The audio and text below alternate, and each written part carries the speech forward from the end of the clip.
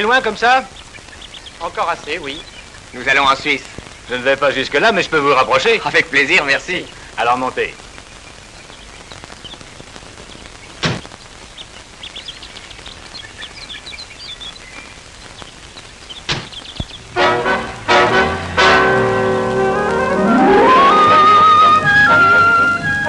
Vous êtes en vacances, probablement.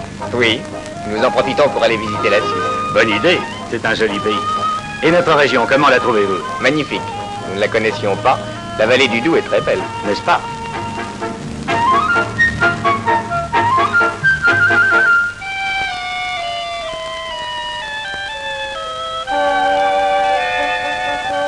Quel est ce château? Le château de Montbéliard. Il est sur son rocher depuis le XIVe siècle. C'était la résidence des comtes de Montbéliard. Aujourd'hui, comme tout bon vieux château historique, c'est un musée.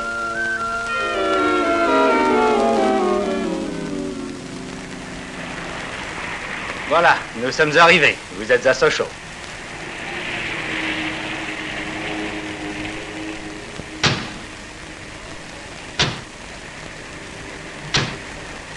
Je regrette de ne pas pouvoir vous emmener plus loin, mais ça ne m'est malheureusement pas possible. Mais c'est très bien comme ça. Oui, merci beaucoup. Tenez, voilà les usines Peugeot, c'est là que je travaille. Les usines Peugeot, ça doit être intéressant. Peut-on les visiter? Je pense que oui. Attendez, je vais voir ce que je peux faire. Si vous voulez, rendez-vous dans une demi-heure au centre de livraison. C'est le bâtiment de briques que vous voyez là-bas. Ah, oui, oui, d'accord. Ah oui. Alors, d'accord? Entendez. Au revoir. À tout à l'heure. Vous avez de la chance, c'est jour de visite aujourd'hui. J'ai pu obtenir l'autorisation de vous faire pénétrer dans les usines. Ah. Monsieur Lebrun, que voici, vous accompagnera. Bonjour, monsieur. Monsieur. Monsieur. Eh bien, je vous laisse. Merci Bonne journée, beaucoup. messieurs. Monsieur. Merci.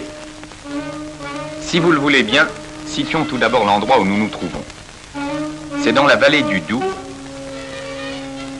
entre les Vosges et le Jura, dans la trouée de Belfort, et au carrefour de la Suisse, de l'Alsace et de la Franche-Comté, que se situe exactement le groupe de production de Sochaux-Montbéliard. Dans cette région, 6 générations d'hommes ont écrit l'histoire de Peugeot depuis la fin du XVIIIe siècle. L'usine de Pont-de-Roide, fondée en 1841, lamine à froid des aciers très filés et inoxydables. L'usine de Bourguignon, 1907, se consacre au laminage à chaud de produits sidérurgiques. L'usine de Beaulieu, créée il y a un siècle, 1857, produit des cycles, des cyclomoteurs, vélomoteurs, motos et scooters. Valentinier, depuis 1843, produit des outillages et du profilage d'acier.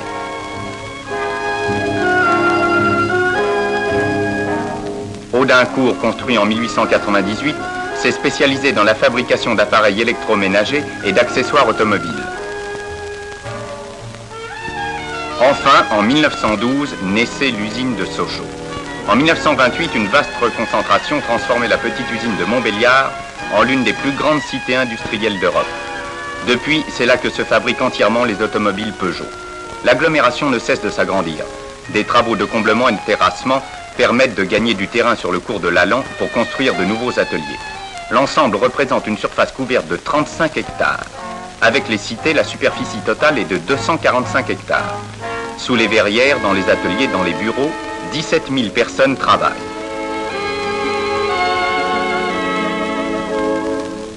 Les centrales distribuent par jour 400 000 kWh d'électricité et en une année dévorent 75 000 tonnes de charbon, soit l'équivalence de 150 trains.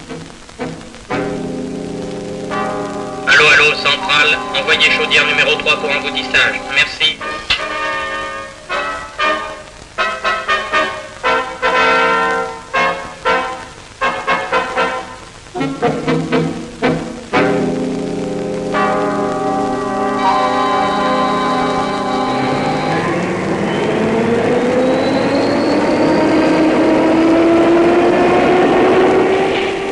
Commençons la visite par la forge.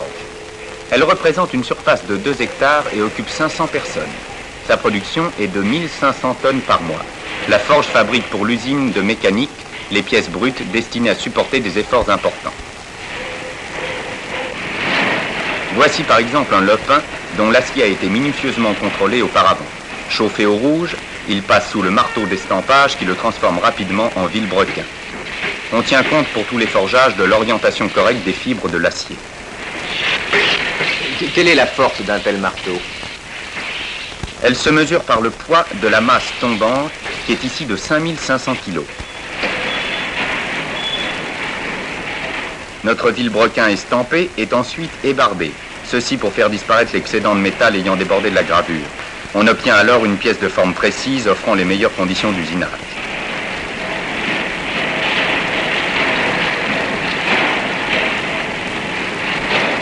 D'autres pièces sont fabriquées par le procédé de refoulage sur les machines automatiques qui forgent en 5 phases successives les pignons de boîte de vitesse. Là aussi, maximum de précision pour un minimum d'usinage ultérieur.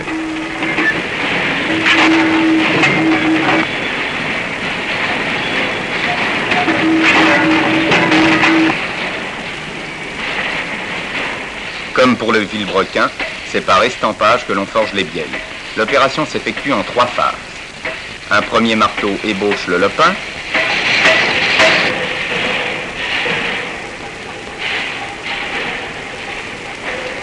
Un deuxième marteau le transforme en bielle.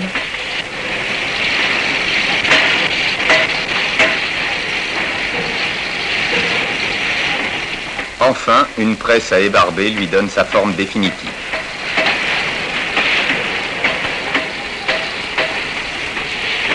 Mais avant l'usinage, chaque pièce forgée subit plusieurs contrôles rigoureux. Les bielles, par exemple, sont testées au magnaflux, procédé magnétique permettant de déceler les criques dans le métal. Chaque bielle reconnue bonne est ensuite signée par le contrôleur. Des chariots électriques distribuent le sable nécessaire à la fabrication des moules. Ce sable, tamisé, broyé, humecté et compressé sur machine à fonctionnement continu. Ici, il s'agit du moule pour les poulies de frein obtenues par pression du sable sur une plaque modèle préalablement préparée.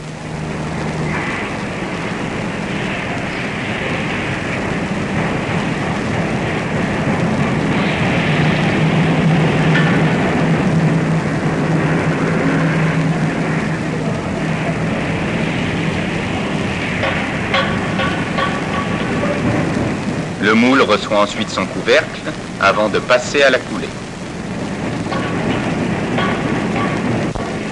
Pour le bloc cylindre, on place dans le moule un noyau en sable aggloméré et durci par cuisson, destiné à réserver les évidements intérieurs de la pièce.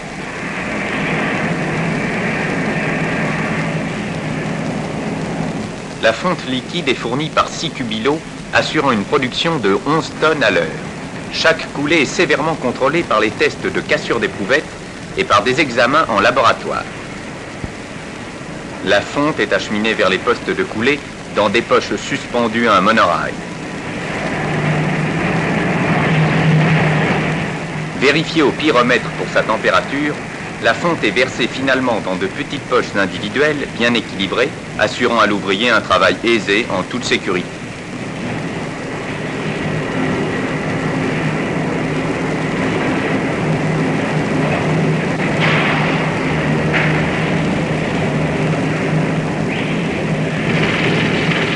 Après un temps déterminé pour le refroidissement du métal coulé, un vibreur débarrasse les pièces de leur moule et de leur noyau.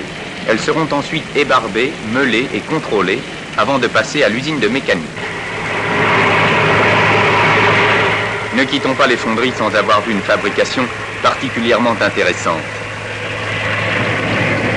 Il s'agit de la coulée par centrifugation des chemises de cylindre.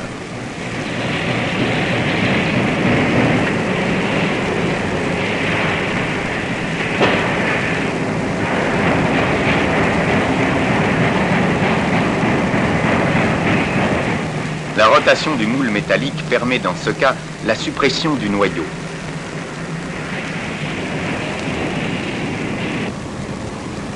Dans un autre département des fonderies, voyons la coulée aluminium des pistons. Elle se fait sur une machine automatique entièrement conçue par Peugeot.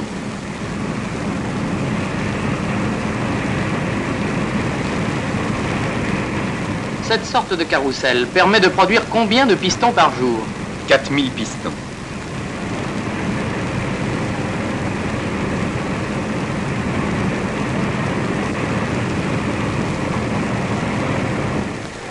Ah, nous allons visiter maintenant l'usine qui occupe la plus grande surface de toute l'agglomération, 8 hectares. C'est l'usine de Mécanique Nord, 6000 personnes, 3000 machines-outils. Commençons par le premier groupe, les moteurs. Nous retrouvons le bloc cylindre sorti de la fonderie. Il va subir sur machine transfert plusieurs opérations d'usinage nécessitant le fonctionnement de 350 outils. Cette machine transfert fonctionne automatiquement? Oui, elle comporte les dispositifs pour le positionnement, le serrage et le passage d'une opération à l'autre. Entièrement conçue et réalisée dans nos ateliers d'outillage, elle permet une fabrication conforme aux gammes établies par le Bureau des méthodes, avec un minimum de manutention. 2 ouvriers seulement la conduisent. C'est formidable. Et quel est son rythme de production? Cette transfert usine 1000 cylindres par jour.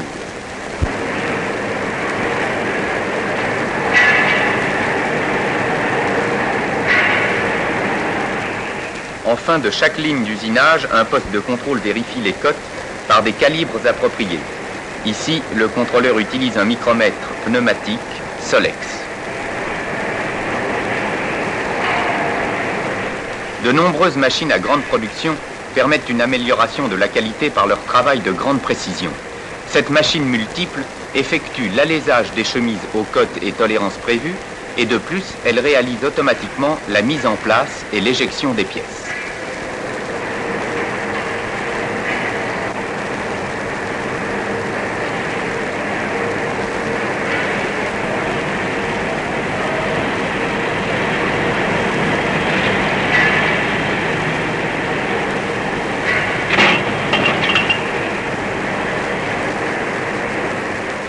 Une batterie de tours pilotes effectue l'usinage extérieur des chemises. Toutes les opérations en sont exécutées sans aucune intervention de l'ouvrier. Ces installations doivent augmenter considérablement la cadence de production. Ah, bien entendu. Elles permettent d'usiner 4000 chemises par jour.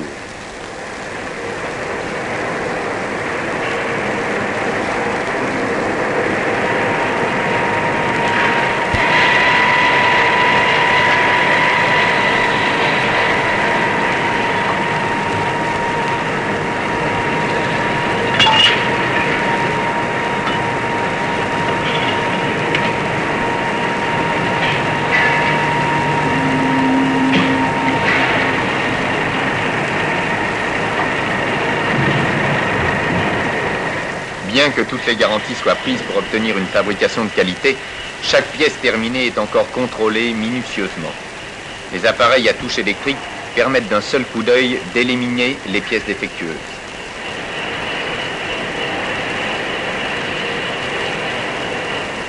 Les arbres à cames n'échappent pas à cette règle.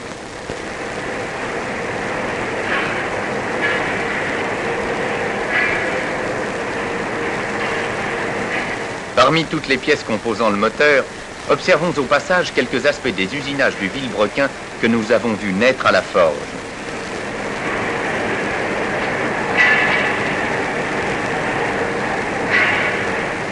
Naturellement, contrôle sur un appareil à touche électrique.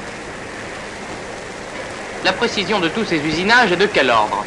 Surtout les organes importants comme le Vilebrequin, les bielles, les pistons, etc., le travail est de l'ordre du micron, c'est-à-dire du millième de millimètre. Muni de ses contrepoids, le Vilebrequin est équilibré statiquement et dynamiquement.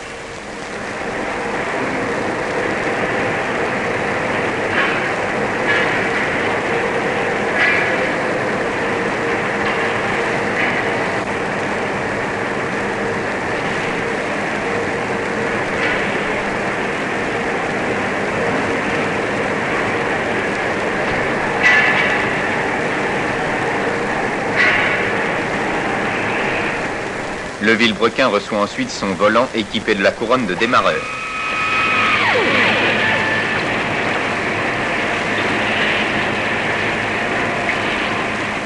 L'ensemble obtenu aboutit directement à la chaîne de montage des moteurs, comme toutes les autres pièces composantes naturellement.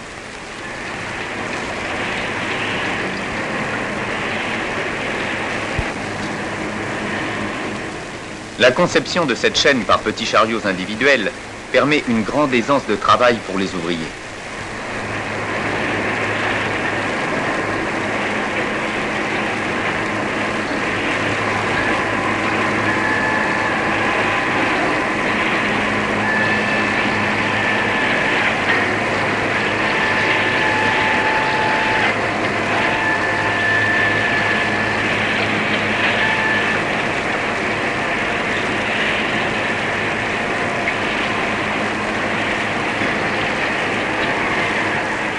Toutes les pièces usinées et contrôlées avec des tolérances dimensionnelles déterminées à l'avance peuvent par conséquent être spécialisées sans aucune opération d'ajustage et dans des conditions optimales de qualité.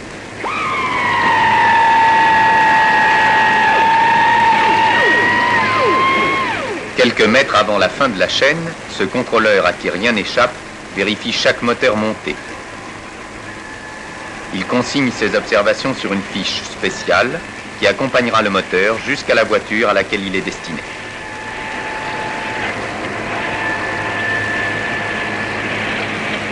Il reste encore la mise en place de l'allumeur et son réglage.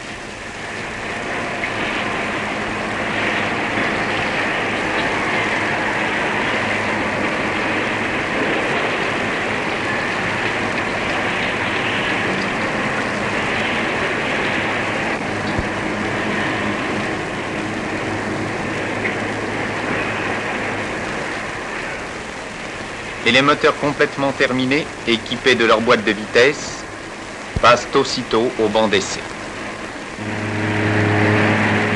C'est ici que les moteurs tournent pour la première fois? Oui, ils sont essayés en 3 stades. Premier stade, c'est le rodage à vide. Le moteur est entraîné électriquement et comprime de l'air. Deuxième stade, on mesure sa puissance à des régimes différents et progressifs. Le moteur fonctionne à l'essence, comme sur la voiture. Il est freiné par la dynamo-frein.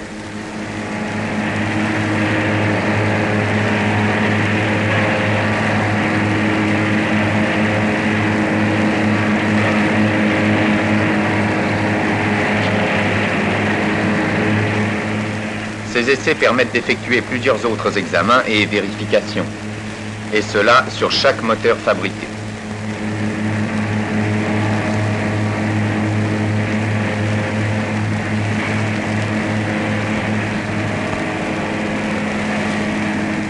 Quittons maintenant le domaine du bruit pour pénétrer dans celui du silence.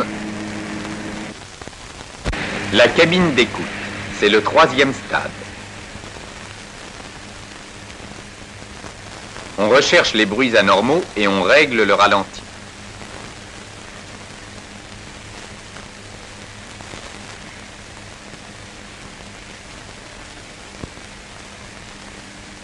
Voilà, nous avons vu les phases principales de la fabrication du moteur. Passons maintenant à la boîte de vitesse.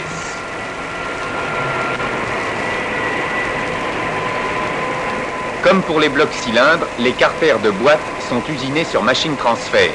Une quarantaine d'outils sont en service simultanément. Que se passe-t-il si l'un de ces outils, pour une raison quelconque, ne travaille pas normalement? En cas de malfaçon, un dispositif électronique de sécurité stoppe immédiatement toute la machine.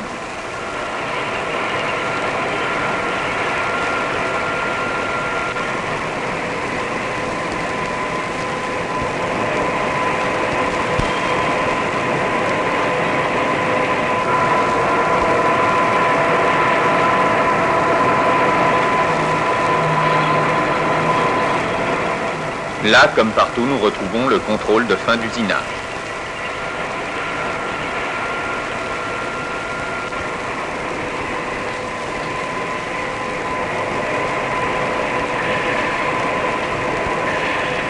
Le carter de surmultiplié, lui aussi, est usiné sur machine transfert. Même principe, même quantité d'outils au travail.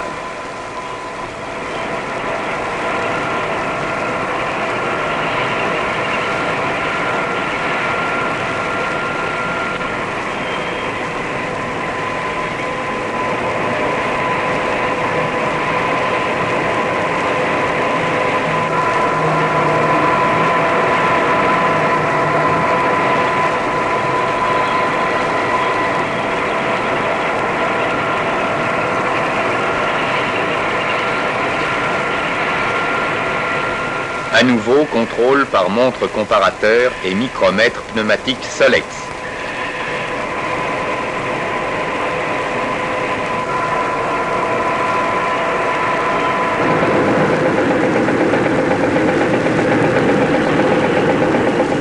Les pièces maîtresses de la boîte, c'est-à-dire les pignons, bénéficient pour leur fabrication d'une batterie importante de machines modernes. À propos, combien y a-t-il de pignons dans une boîte de vitesse? Il y a 11 pignons d'entraînement auxquels s'ajoutent les crabeaux.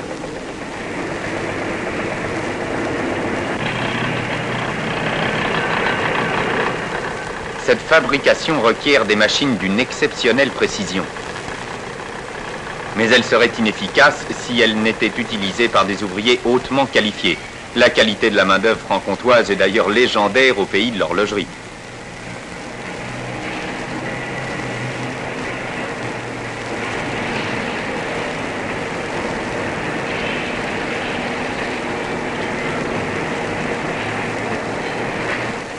Dans cette section, les contrôles ont un rôle particulièrement important. Ils sont effectués de façon continue par des équipes de spécialistes. Toutes les pièces, sans exception, passent entre leurs mains et sur leurs appareils de contrôle. Leur jugement est très sévère et sans appel.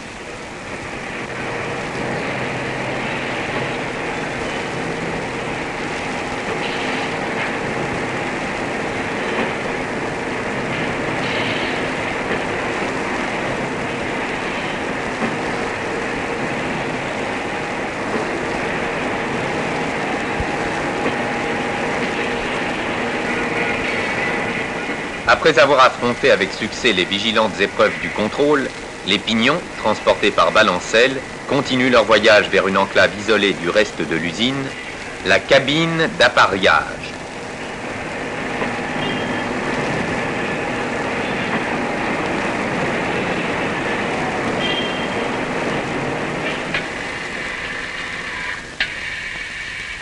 Dans cette cabine, où le silence est nécessairement de rigueur, tous les pignons sont essayés.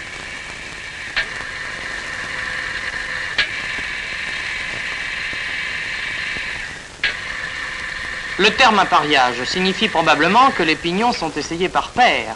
Oui, ils sont accouplés sur un dispositif spécial qui permet de les faire tourner à grande vitesse dans les deux sens. On vérifie ainsi leur parfaite concordance. L'oreille exercée de l'ouvrier peut déceler par un bruit anormal les pignons mal assortis.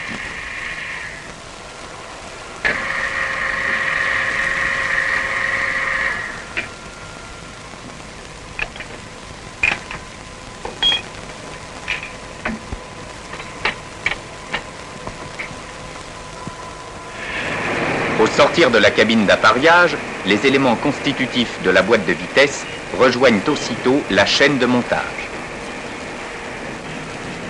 Toutes les pièces ainsi sélectionnées, destinées au montage d'une boîte, sont placées sur un plateau individuel. Tout au long de la chaîne, les monteurs les utilisent au fur et à mesure de leur travail. Grâce à son organisation, cette chaîne produit les 800 boîtes nécessaires à la production journalière.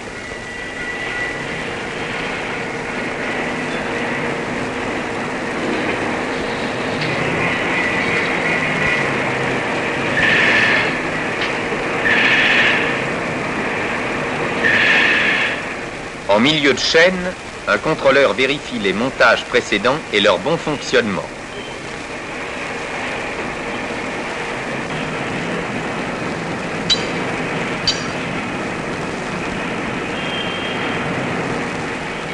L'assemblage des carters d'embrayage et de surmultiplier est automatique.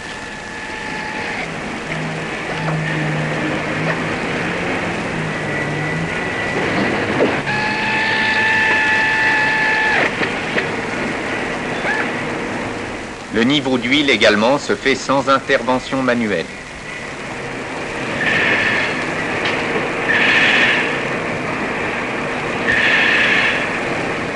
Enfin, les boîtes de vitesse sont acheminées par un convoyeur vers l'étape décisive de leur fabrication, les cabines de silence.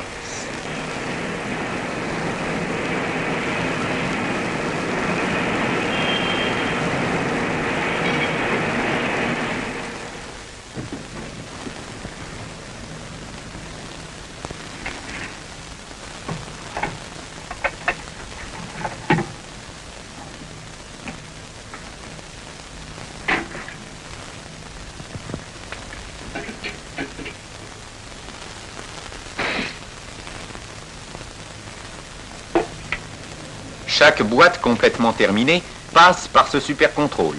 Elle y sera essayée et écoutée en fonctionnement sur les différentes combinaisons et au régime correspondant.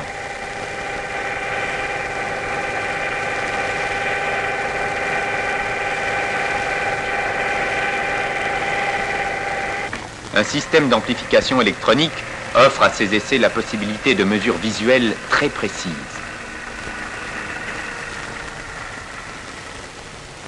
La boîte acceptée est signée par un poinçon et elle peut alors rejoindre la chaîne de montage moteur.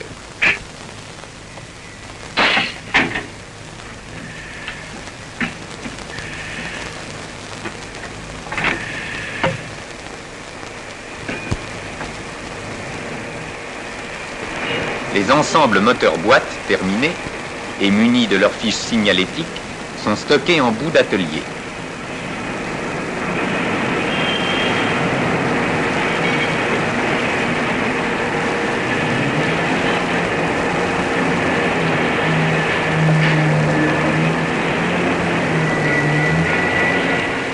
Ils sont acheminés suivant les besoins de la production par un convoyeur aérien vers l'atelier d'assemblage mécanique carrosserie que nous verrons tout à l'heure.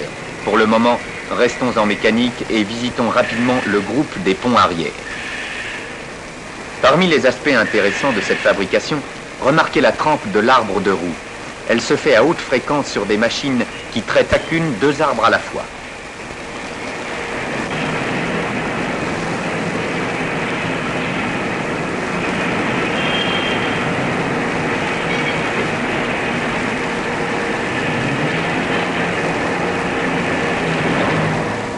Le taillage des pignons planétaires et satellites est exécuté sur machine à cycle entièrement automatique.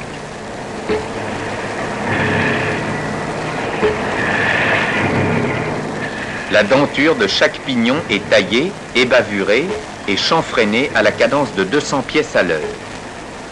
Si l'une de ces pièces n'a pas les caractéristiques voulues, la machine la refuse purement et simplement.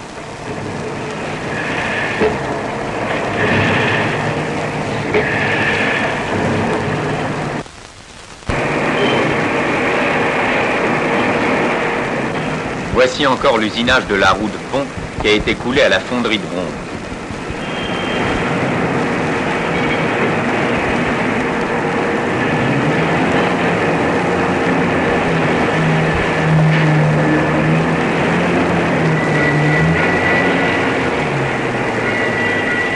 Le taillage des filets sur vis de pont est effectué par une série de machines automatiques.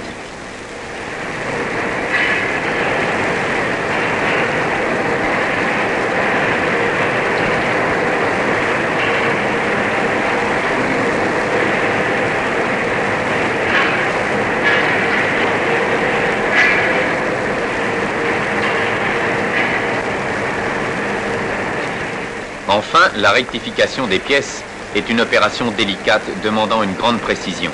Pour cela, on utilise le matériel le plus moderne et le plus récent que l'on puisse trouver sur le marché international. Cette rectifieuse pour les filets de vis de pont effectue automatiquement toutes les phases du travail.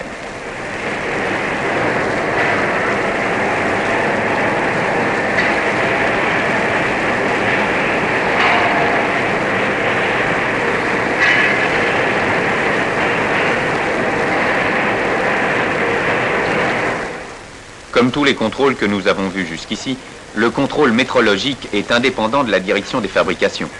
Il prélève au hasard et périodiquement un certain nombre de pièces et les soumet à des examens précis et rigoureux. Les machines utilisées permettent d'apprécier le micron. D'ailleurs, ce n'est là qu'un nouvel aspect du contrôle Peugeot dont nous verrons encore de nombreux exemples.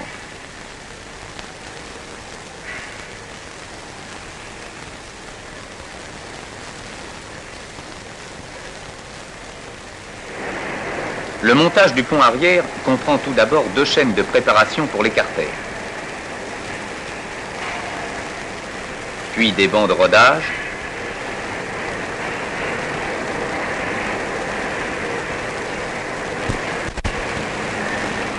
enfin la chaîne de montage dont la parfaite organisation permet une cadence élevée de production.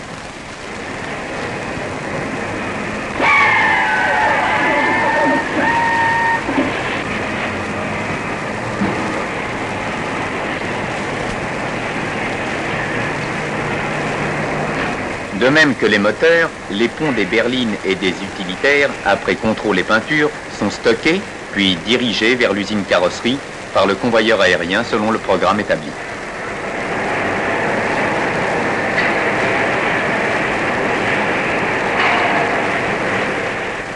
Au groupe des trains à avant se fabriquent les amortisseurs, les directions et les traverses. Ces organes essentiellement de sécurité font aussi l'objet de contrôles multiples et sévères. Ici, c'est le contrôle aux montres comparateurs de la traverse avant.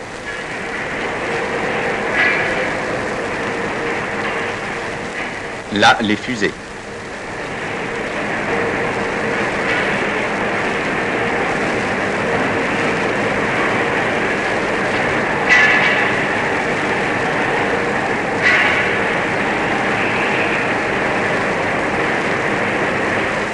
Plus loin, les poulies de frein subissent l'épreuve du magnaflux qui révélera les failles possibles dans le métal.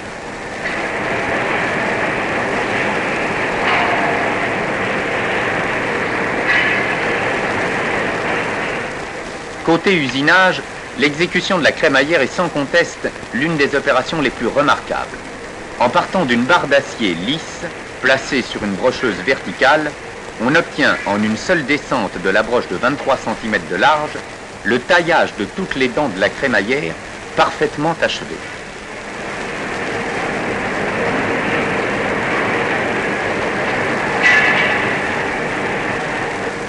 C'est étonnant. En suivant toujours le même principe, les pièces convergent vers la chaîne de montage où sont assemblés les trains avant.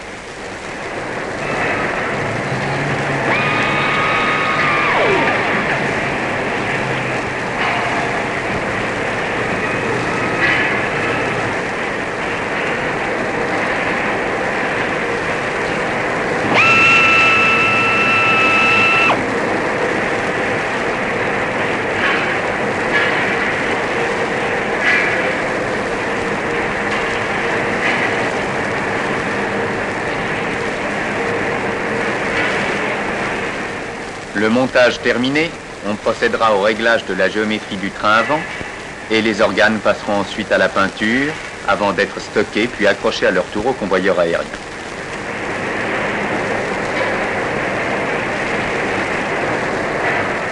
Chaque ensemble, moteur-boîte, pont arrière et train avant, constitue une unité de montage. Les ensembles accrochés au convoyeur sur des supports numérotés se déplacent selon un rythme synchronisé avec celui des chaînes de carrosserie qu'ils vont rejoindre. Nous ne les suivrons pas jusque-là. Il nous faut auparavant voir ce qui se fait à l'emboutissage qui s'étend sur 7 hectares. 3000 personnes y conduisent 180 presses de 30 à 2000 tonnes et y effectuent les opérations d'assemblage. Nous allons voir comment cette usine dévore 35 000 mètres carrés de tôle par jour, soit 350 tonnes. La première batterie est celle des petites presses de 30 à 100 tonnes qui emboutissent, découpent, plient les nombreuses pièces utiles au montage d'une voiture.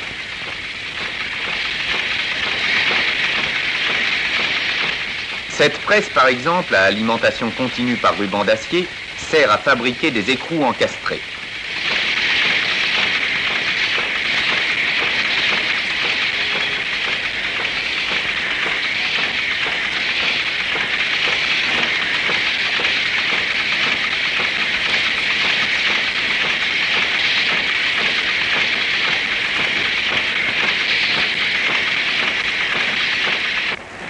Cette autre presse, semi-automatique, débite des supports d'allumeur.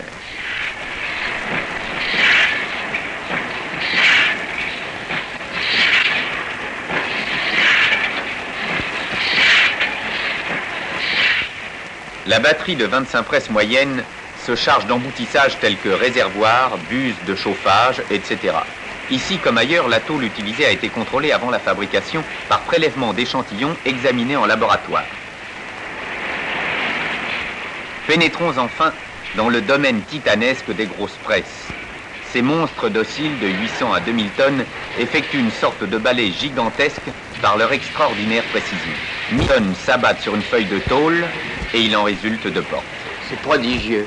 En effet, mais le prodige vient surtout de la longue et minutieuse mise au point des outils employés. Une matrice d'aile, par exemple, nécessite plusieurs mois de fabrication et plusieurs centaines d'heures de montage et de réglage.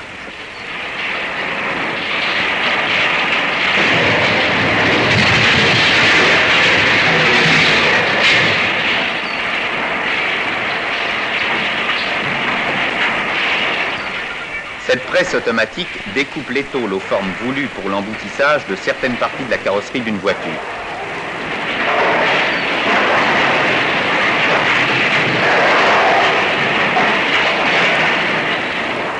ces tôles ainsi préparées, cette presse de 2000 tonnes fera naître avec une apparente facilité des pavillons 403.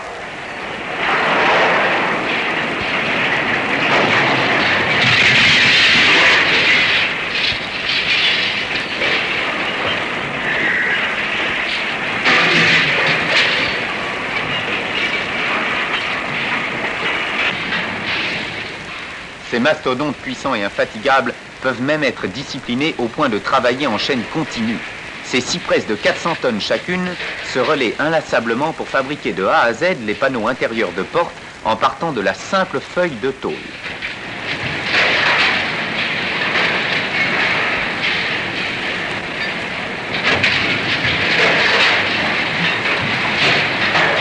Sur cette chaîne, les manutentions sont assurées par bras preneurs et tapis roulants.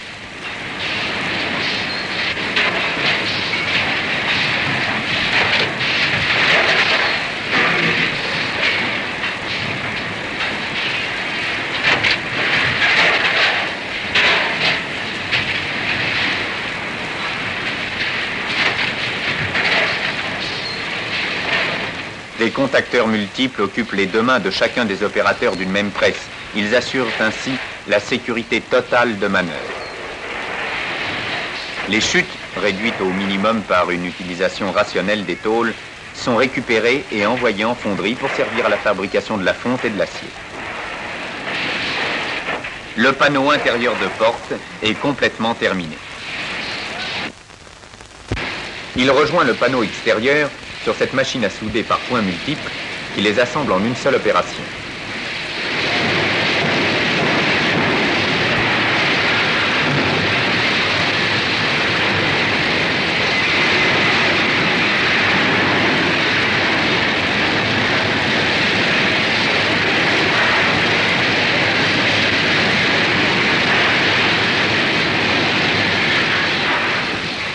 Toutes les pièces embouties, découpées et contrôlées passent à l'atelier de tôlerie qui fabrique les caisses. Ces assemblages effectués à la chaîne nécessitent l'emploi de 690 pinces à souder différentes. Combien faut-il de pièces embouties pour composer une carrosserie complète? Eh bien, une coque est composée de 600 pièces environ et comporte 6000 points de soudure. Le travail de tôlerie commence par l'assemblage du plancher.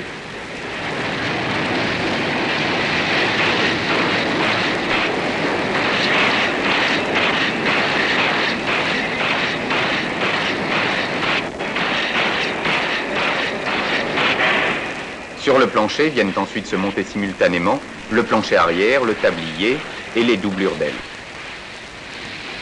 Cet ensemble partiel ainsi obtenu est disposé sur un montage spécial qui permet de le maintenir en place avec précision. On peut alors procéder au soudage du pavillon.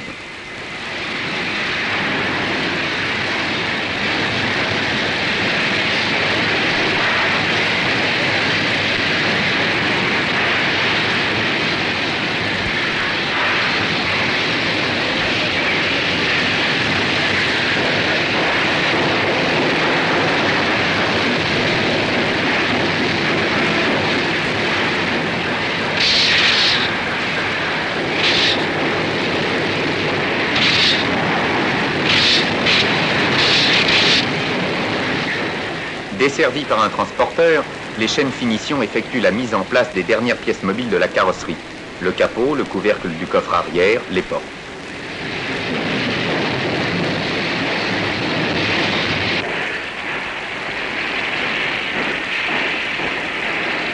En fin de chaîne, les caisses achevées, dites caisses en blanc, sont minutieusement contrôlées avant d'être expédiées à l'usine de carrosserie. L'usine de carrosserie couvre une surface supérieure à 7 hectares avec un effectif de 3000 personnes. Son équipement se répartit sur les 6000 mètres de chaîne que nous allons visiter maintenant. Les caisses arrivant de l'emboutissage sont d'abord décapées dans les tunnels de dégraissage de façon à ce que la tôle soit parfaitement propre.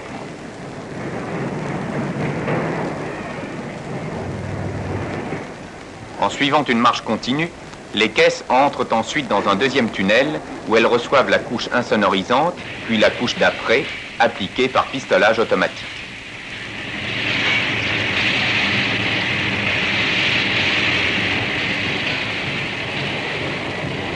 L'après est séché dans un tunnel à lampe infrarouge. À ce stade intervient un premier contrôle, permettant de relever et de faire corriger les défauts éventuels.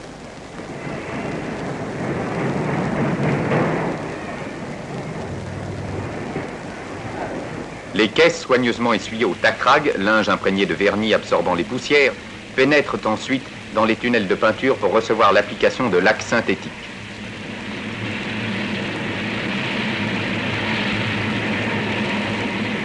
Les ouvriers ne portent pas de masque protecteur? Oh non, c'est inutile. L'aération est assurée par une ventilation d'air filtré et un rideau de circulation d'eau qui élimine les vapeurs nocives. Les caisses sont séchées à l'infrarouge qui assure la cuisson de la laque à 130 degrés centigrades.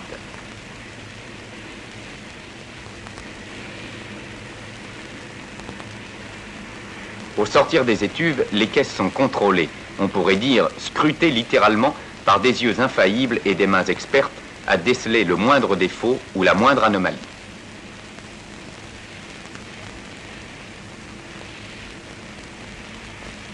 C'est la dernière phase de la fabrication des caisses nues. Elles ont encore à parcourir les 600 mètres de la chaîne finition, au long de laquelle elles seront munies de tous les accessoires, insonorisés et garnis intérieurement.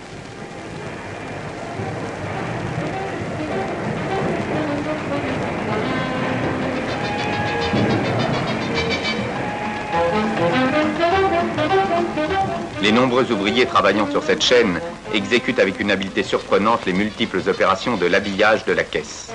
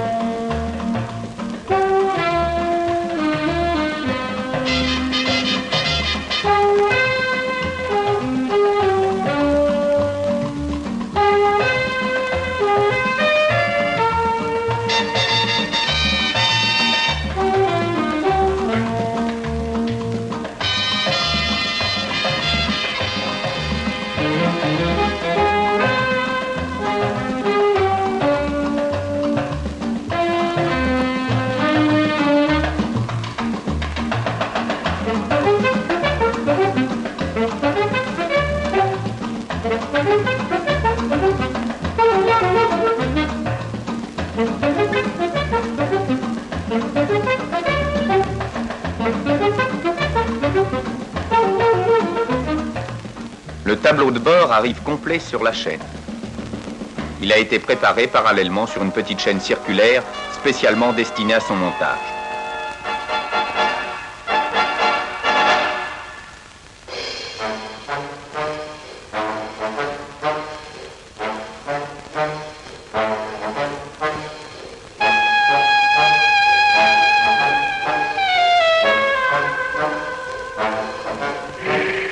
De même, l'atelier de garniture assure la préparation des tissus que l'on découpe à la scie électrique par grosses nappes, suivant des gabarits étudiés.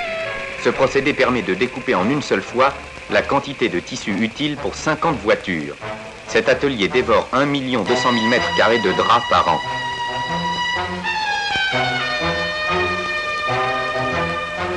La couture, elle aussi, a son mot à dire.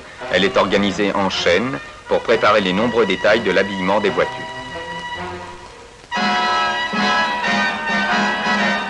Eh bien, vous savez, monsieur Lebrun, nous étions loin d'imaginer, mon ami et moi, ce que pouvait être une usine d'automobile. Oui, c'est passionnant. Oh, attendez, nous n'avons pas encore terminé. Il y a bien d'autres choses intéressantes à voir. Tenez, regardez par exemple comment on monte un pare-brise.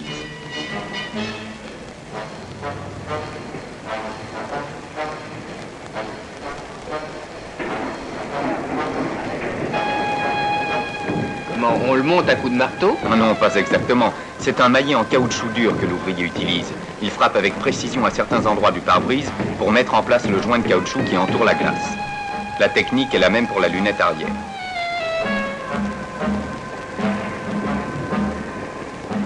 À quoi sert la ficelle? Elle permet de faire sortir la lèvre extérieure du joint sur l'entrée de lunette.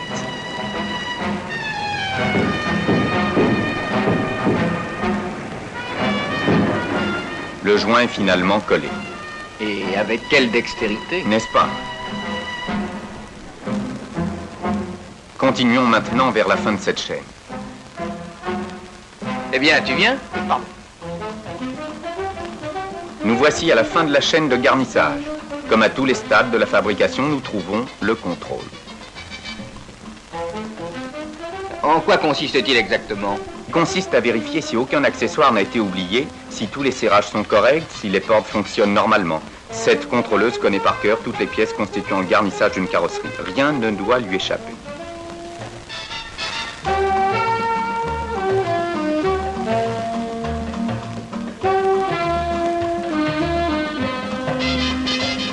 Et la caisse terminée est prête à rejoindre les ensembles mécaniques que nous avions quittés au transporteur aérien.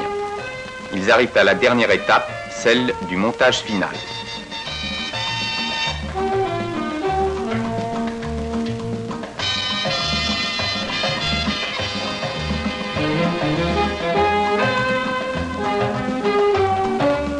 Au fur et à mesure de leur arrivée, les organes mécaniques sont engagés et positionnés les premiers sur les deux chaînes de montage longues de 200 mètres chacune.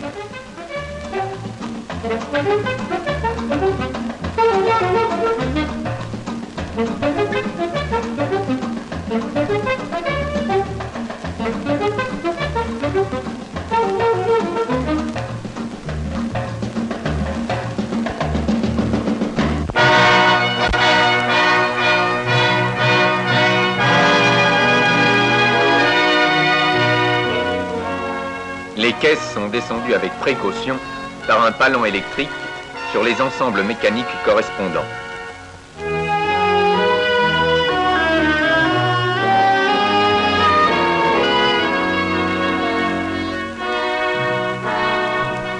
C'est là le point de jonction de la carrosserie avec la mécanique et où la voiture prend sa forme complète.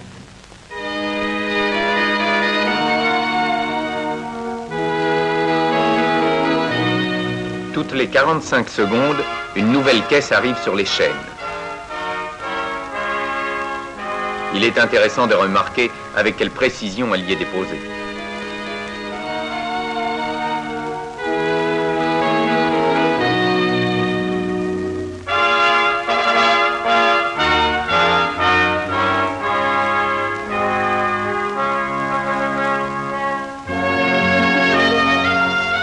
Je vois que des ouvriers travaillent aussi sous les voitures. Oui, pour fixer définitivement les organes mécaniques à la caisse.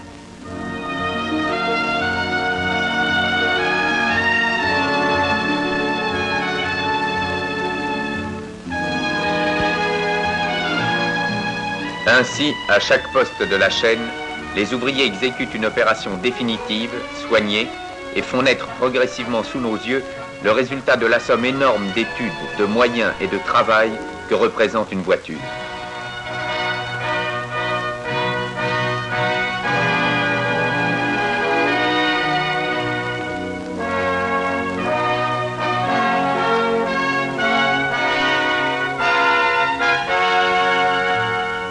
Dernier geste de la fabrication, quelques litres d'essence.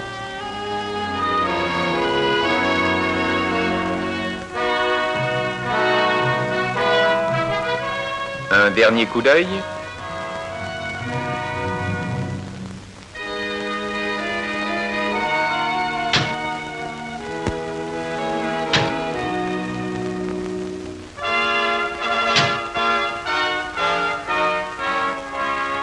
Un doigt presse un bouton. Et la voiture complètement achevée devient enfin une automobile.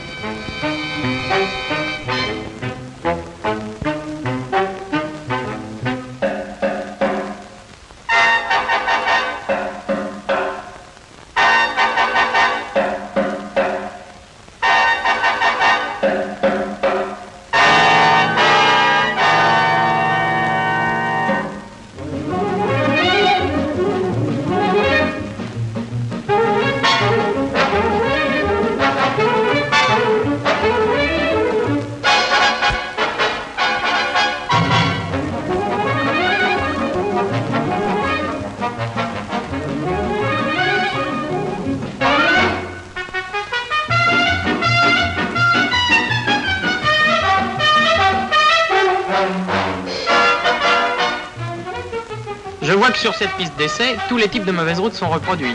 Oui. Ils nous permettent de contrôler les qualités mécaniques et de confort de chaque voiture sortie de chaîne.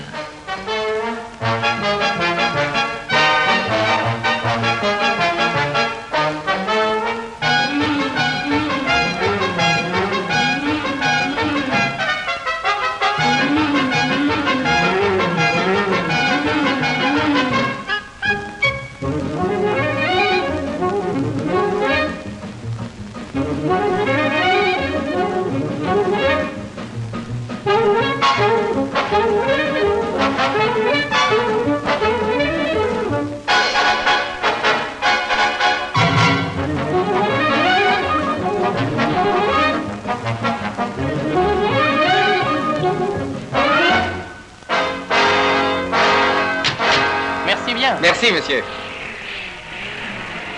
Après les épreuves de la piste, la voiture passe sur le banc à rouleau où l'on vérifie son freinage.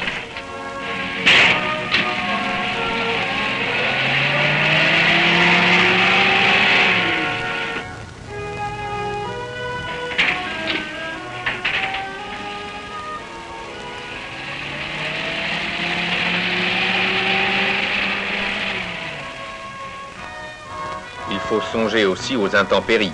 C'est pourquoi les voitures passent sous une douche diluvienne.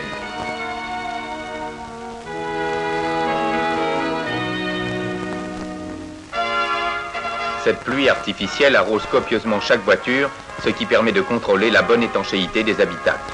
Elle sert en même temps de toilette finale. Enfin, ultime contrôle à l'usine avant de les confier aux services commerciaux. Les voitures passent au contrôle sécurité. Systématiquement, des spécialistes de ce genre de travail vérifient tous les points de sécurité. Frein avant, direction, circuit de frein, etc.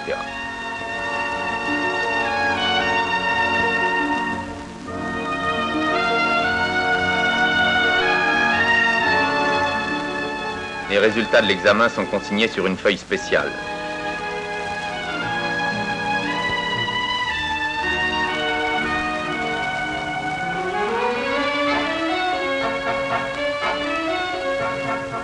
En outre, le contrôle qualité prélève chaque jour plusieurs voitures pour les essayer sur route. Chaque semaine, après 500 km de parcours, l'une d'elles est complètement démontée et examinée par une commission technique.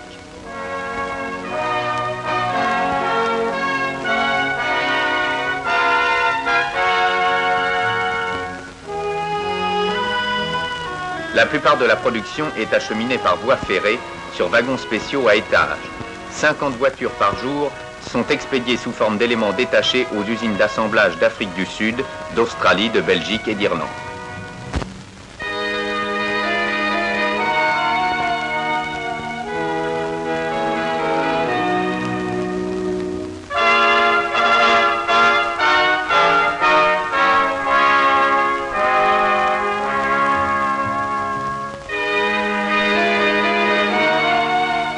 Le trafic ferroviaire à l'intérieur de l'usine utilise 25 km de voies et emploie 200 wagons.